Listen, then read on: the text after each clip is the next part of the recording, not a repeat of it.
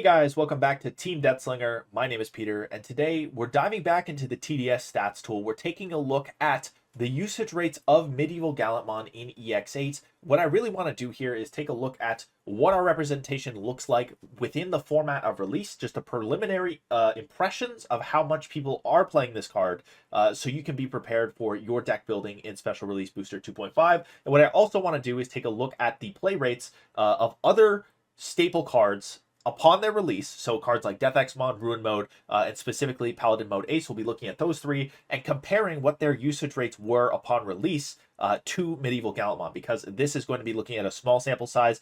I think it would be justified to compare other important cards that had an impact within their metas of release, similar data sizes. Well, they're going to be similar but non-similar. We'll explain that when we get to it. But we're going to start with Medieval Gallantmon here. We can see within our competitive events, this tab does say regionals, but we only, I believe, have Ultimate Cups so far.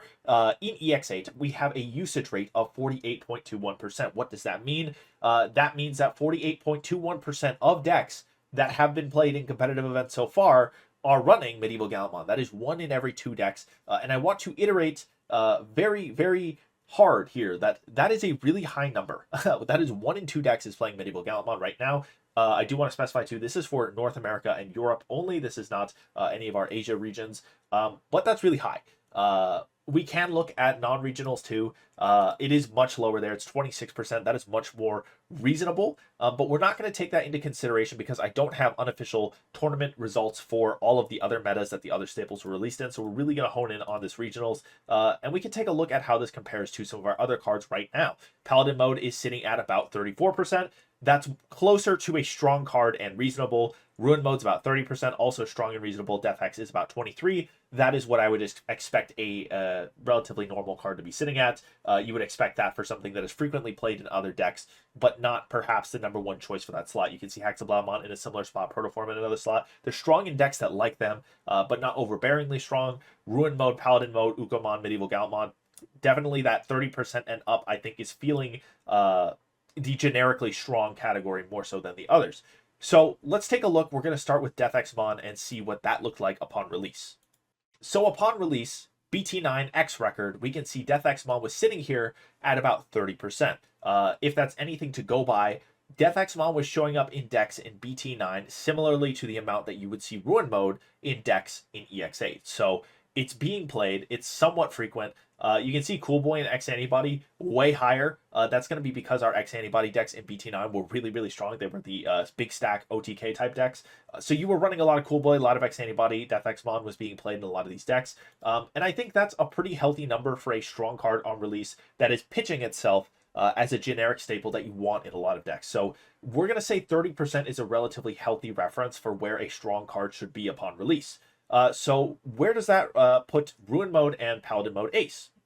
Well, there's not a strong case here for Ruin Mode. Actually, within the format that it released in, EX4, another EX set just like Medieval Gallantmon, we don't even have enough usage for Ruin Mode for it to show up on the average highest representation in the top 25 used cards. What we could do, and what we will do to be fair to the card, is move to BT13. Shine Greymon was really at the top of the game, and this card would have been relevant in that deck. We can see Ruin Mode bumps up to an 18% usage rate. It's in the top 25, and 18 to 25% we're going to kind of say is going to be a card that you would see in a strong deck. Not necessarily a card that's being run across lots of decks, generically powerful, but this was a card that you would see probably not in every Shine Greymon list, but in some, perhaps even a majority of them, and it's sitting at 18%. That is, compared to the other staples we've looked at, it's really low.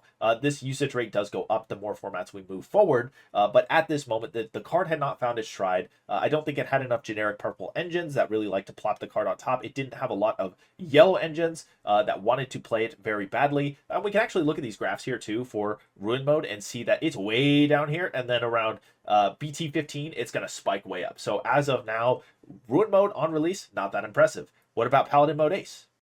Paladin Mode Ace on release, sitting at a 37% average representation. I do want to say BT17, BT as a format, as a release for a card, means we probably have way more data for this card than we have for EX4, for BT9, and for EX8. What that means is that these numbers are likely not inflated. They're probably relatively more accurate. There's less margin for error for this number than there's going to be for Deathxmon, Ruin Mode, and for Medieval Gallantmon in the release formats. This sitting at 37% means that this is just a really strong card, generically being played in blue and green, not just Imperial, although Imperial being strong in the format was going to have an impact on this card's representation in its release format. We can also see that Ukomon was really, really popular BT17. We can see that Ruin Mode had bumped up to 31% in this format, and the three cards were really miles ahead of every other card in this average representation. I mean, other cards are still good. Valkyriemon, Death Xmon were still good, but Paladin Mode Ace was just really, really popular in BT17, and I think